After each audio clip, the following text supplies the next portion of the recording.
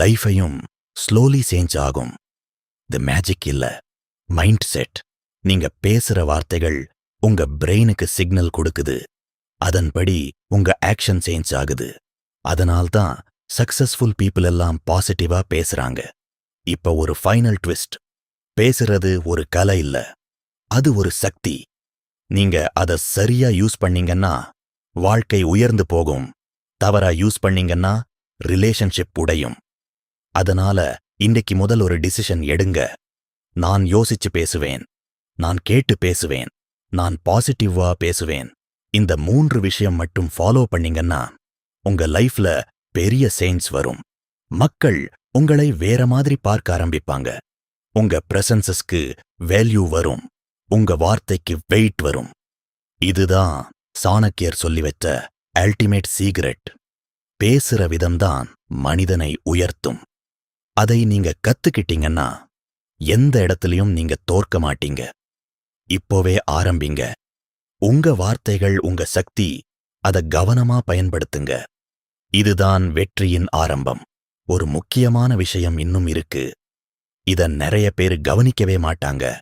ஆனா இத புரிஞ்சுக்கிட்டீங்கன்னா நீங்க நெக்ஸ்ட் லெவலுக்கு போயிடுவீங்க. அது என்னன்னா, எப்ப பேசணும், எப்ப பேசக்கூடாதுன்னு தெரிஞ்சிருக்கணும். எல்லா நேரத்திலும் பேசணும் என்ற அவசியமில்லை. சில நேரம் பேசாம இருக்கிறது தான் உங்க வேல்யூய அதிகப்படுத்தும். இமேஜின் பண்ணுங்க, ஒரு மீட்டிங்ல எல்லாரும் பேசிக்கிட்டே இருக்கிறாங்க. நீங்க மட்டும் சைலண்டா அப்சர்வ் பண்றீங்க. சரியான டைம்ல ஒரு கிளியர் பாயிண்ட் சொன்னீங்கன்னா உடனே எல்லாரும் உங்களை கவனிப்பாங்க. ஏன்னா நீங்க அன்னெசரியா பேசல. இதுதான் டைமிங் பவர். அடுத்து இன்னொரு பவர்ஃபுல் ட்ரிக். மற்றவர்களின் பெயரை பயன்படுத்தி பேசுங்க. ஒரு மனிதன் அவன் பெயரை கேட்டாலே ஆட்டோமேட்டிக்லி அட்டென்ஷன் கொடுப்பான். எக்ஸாம்பிள், ரவி, நீங்க சொன்ன ஐடியா நல்லா இருக்கு.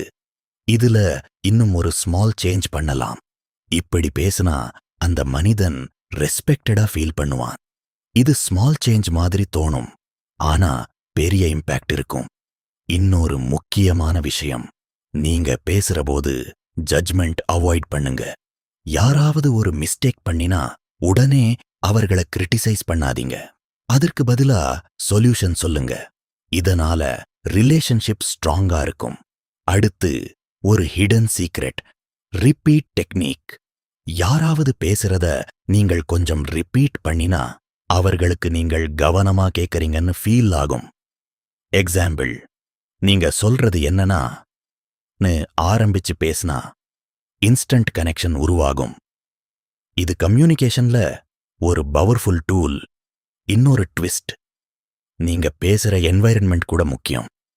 கிரவுட்ல பேசுறது ஒரு விதம், 1-to-1 பேசுறது வேற விதம்.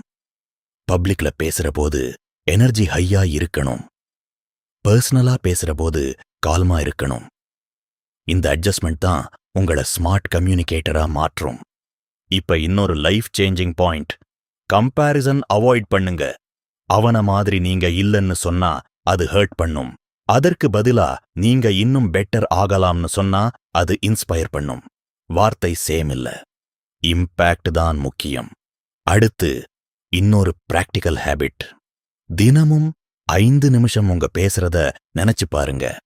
இன்றைக்கு நான் யாரிடமாவது தவறா பேசினனா, நான் அன்னெசரியா பேசினனா, நான் யாரையும் ஹார்ட் பண்ணினனா. இந்த செல்ஃப் செக் உங்களை தினமும் இம்ப்ரூவ் பண்ணும்.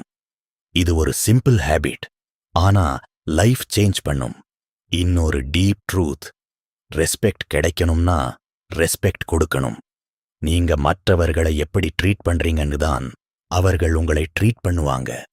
பேசுற விதத்திலேயே அது தெரியும். பொலைட்டா பேசுறவங்க கிட்ட மக்கள் நேச்சுரலி நல்லா நடக்கிறாங்க.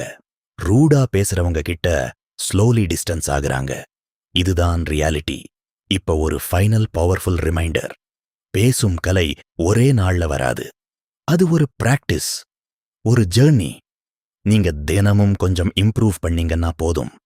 30 நாள்ல நீங்க வேற மாதிரி பேச ஆரம்பிப்பீங்க. 90 நாள்ல மக்கள் உங்களை வேற மாதிரி பார்க்க ஆரம்பிப்பாங்க. 1 வருடம் கன்சிஸ்டென்ட்டா பிராக்டிஸ் பண்ணீங்கன்னா நீங்க எந்த இடத்திலையும் கான்ஃபிடென்ட்டா பேச முடியும். இதுதான் ரியல் டிரான்ஸ்ஃபர்மேஷன். அதனால இப்போவே ஒரு டிசிஷன் எடுங்க. நான் என் வார்த்தைகளை கவனிக்க ஆரம்பிக்கிறேன். நான் யோசிச்சு பேசுவேன். நான் பாசிட்டிவா பேசுவேன். நான் கேட்டு பேசுவேன். இந்த 4 விஷயம் மட்டும் ஃபாலோ பண்ணீங்கன்னா உங்க லைஃப்ல கம்யூனிகேஷன் ஒரு சூப்பர் பவரா மாறிடும். நான் லேசின்னு பிலீவ் பண்ணினா நீ லேசியா தான் பிஹேவ் பண்ணுவே. நான் டிசிப்ளினட் மனிதன் அன்னு பிலீவ் பண்ண ஆரம்பிச்சா உன் ஆக்ஷன்ஸ் ஆட்டோமேட்டிக்கலி சேஞ்ச் ஆகும். இதை ஐடென்டிட்டி ஷிஃப்ட் சொல்லுவாங்க. இது பவர்ஃபுல். இதை பிராக்டிஸ் பண்ணு. தினமும் உன்னோட பேசு. உன்னை ரீஇன்ஃபோர்ஸ் பண்ணு. இப்போ கடைசியில ஒரு ஸ்ட்ராங் ட்ரூத். நீ இப்போ எந்த நிலையில இருந்தாலும் அது பெர்மனன்ட் இல்ல. அது சேஞ்ச் ஆகும். ஆனா சேஞ்ச் வரணும்னா ஆக்ஷன் வேண்டியதுதான். நீ எவ்வளவு வீடியோஸ் பார்த்தாலும் எவ்வளவு மோட்டிவேஷன் கேட்டாலும் ஆக்ஷன் இல்லனா அது ஜீரோ. அதனால இப்போவே ஒரு ஸ்மால் ஸ்டெப் எடுத்துடு. அது பெரியதா இருக்க வேண்டிய அவசியம் இல்ல. ஆனா அது ரியலா இருக்கணும். கன்சிஸ்டன்சியா இருக்கணும். நினைவில் வை, ஒரு பெரிய சேஞ்ச் ஒரு நாள்ல வராது. ஆனா தினமும் ஸ்மால் சேஞ்சஸ் அக்யூமுலேட் ஆகி ஒரு நாள் உன்னை கம்ப்ளீட்லி டிரான்ஸ்ஃபார்ம் பண்ணும். அந்த நாளுக்கு நீ வெயிட் பண்ணாதே. அந்த நாளை நீயே கிரியேட் பண்ணு. அதுதான் சாணக்கியர் வழி. அதுதான் உன் ரியல் பவர். இன்று நீ எடுத்த முடிவுதான் நாளைக்கு உன் வாழ்க்கையை எழுதும். இப்போ நீ ரெடியா இருக்கியா இல்ல இன்னும் எக்ஸ்கியூஸ் தேடுறியா? முடிவு உன் கையில தான். இப்போ இன்னும் ஒரு முக்கியமான விஷயத்தை கவனிக்கணும். இதுதான் பல பேரு மிஸ் பண்ற ஹிடன் பாயிண்ட். நீ உன் வாழ்க்கைய சேஞ்ச் பண்ண ட்ரை பண்ணும்போது ஆரம்பத்துல எல்லாமே எதிராக நடக்கிற மாதிரி ஃபீல் ஆகும். நீ நல்லா ஃபோகஸ் பண்ண ட்ரை பண்ணினா டிஸ்ட்ராக்ஷன் அதிகமா வரும். நீ டிசிப்ளின் பில்ட் பண்ண ட்ரை பண்ணினா லெசிட்டிஸ் அதிகமா தாக்கும். இதுக்கு காரணம் என்ன தெரியுமா? அது உன் பழைய வெர்ஷன் உன்னை விடமாட்டேன்னு ஃபைட் பண்ணுது. இதுதான் அந்த அன்எக்ஸ்பெக்டட் ட்விஸ்ட். நீ வீக்காக இருந்ததால தான் உன் லைஃப் சேஃப் ஜோன்ல இருந்துச்சு. இப்போ நீ ஸ்ட்ராங்காக மாற ஆரம்பிச்சா அந்த கம்ஃபர்ட் ஜோன் பிரேக் ஆகுது. அதனாலதான் அந்த ரெசிஸ்டன்ஸ் வரும். ஆனா இங்கதான் மெஜாரிட்டி பேர் கீப் அப் பண்ணிடுறாங்க. அவர்கள் நினைப்பாங்க இது எனக்கு செட் ஆகலன்னு. ஆனா உண்மையில அதுதான் சைன் நீ சரியான டைரக்ஷன்ல போறேன்னு. இத நீ புரிஞ்சுக்கிட்டா நீ எப்பவும் கிவ் அப் பண்ண மாட்டே. இன்னொரு பிராக்டிக்கல் டெக்னிக் சொல்றேன். நீ எந்த ஒரு பேட் ஹேபிட்டை ஸ்டாப் பண்ணணும்னா அதை டைரக்டா ஸ்டாப் பண்ண ட்ரை பண்ணாதே. அது ஒர்க் ஆகாது. இன்ஸ்டெட் அதை ரீப்ளேஸ் பண்ணு. உதாரணத்துக்கு நீ அதிகமா ஃபோன் யூஸ் பண்றேன்னா அதை ரெடியூஸ் பண்றதுக்கு ஒரு ஸ்பெசிஃபிக் டைம் ஃபிக்ஸ் பண்ணு. அதே நேரத்துல வேற ஒரு ஆக்டிவிட்டி இன்ட்ரோடியூஸ் பண்ணு. Like reading, walking. இதுல தான் பிரைன் ட்ரிக் ஆகும். அது சடன் சேஞ்சை ரெசிஸ்ட் பண்ணும். ஆனா கிராஜுவல் ஷிஃப்டை அக்செப்ட் பண்ணும். இன்னொரு பவர்ஃபுல் ரியலைசேஷன், கன்சிஸ்டன்சி போரிங்கா இருக்கும். அது எக்ஸைட்டிங் இல்ல. அதனாலதான் பல பேர் அதை விட்டுடுறாங்க. ஆனா சக்சஸ் எப்பவும் போரிங் ப்ராசஸ்ல தான் இருக்கு. தினமும் same routine, same effort, same discipline. இதுதான் உன்னை பில்ட் பண்ணும். இன்னொரு டீப் ட்ரூத், நீ உன் ஃபீலிங்ஸை ஃபாலோ பண்ணினா நீ எப்பவும் வீக் தான் இருப்பே. ஏன்னா ஃபீலிங்ஸ் சேஞ்ச் ஆகும். ஒரு நாள் மோட்டிவேஷன் இருக்கும், இன்னொரு நாள் ஜீரோ இருக்கும். அதனால ஆக்ஷனை ஃபீலிங்ஸுக்கு டிபெண்ட் பண்ணாதே. சிஸ்டம்க்கு டிபெண்ட் பண்ணு. ரூட்டினுக்கு டிபெண்ட் பண்ணு. இதுதான் difference between average and extraordinary.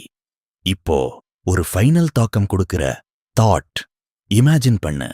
இன்னும் ஒரு வருடம் நீ இதே மாதிரி தான் கண்டினியூ பண்றேன்னு. எந்த சேஞ்சையும் இல்லாம அதே ஹேபிட்ஸ், அதே எக்ஸ்கியூசஸ். அப்போ உன் வாழ்க்கை எப்படி இருக்கும்? அந்த பிக்சர் உனக்கு பிடிக்குதா? இல்லன்னா இப்போவே சேஞ்ச் பண்ண ஆரம்பிக்கணும்.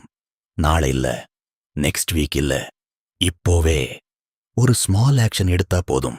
அதுதான் செயின் ரியாக்ஷன் ஆரம்பிக்கும். நினைவில் வை, நீ ஒரு நாள் ஸ்ட்ராங்காக மாற மாட்டே. ஆனா நீ தினமும் வீக்காக இருக்காமல் இருந்தா ஒரு நாள் நேச்சுரலி ஸ்ட்ராங் ஆகிடுவே. அதுதான் ரியல் டிரான்ஸ்ஃபார்மேஷன். அதுதான் நீயே உன்னை உருவாக்குற தருணம். இப்போ ஸ்டாப் பண்ணாம இந்த மோமெண்டமை யூஸ் பண்ணு. உன் நெக்ஸ்ட் ஸ்டெப் என்னன்னு டிசைட் பண்ணு. அதையே எக்ஸிக்யூட் பண்ணு. அதுவே உன் லைஃப்ல பிகெஸ்ட் டேர்னிங் பாயிண்ட் ஆகும்.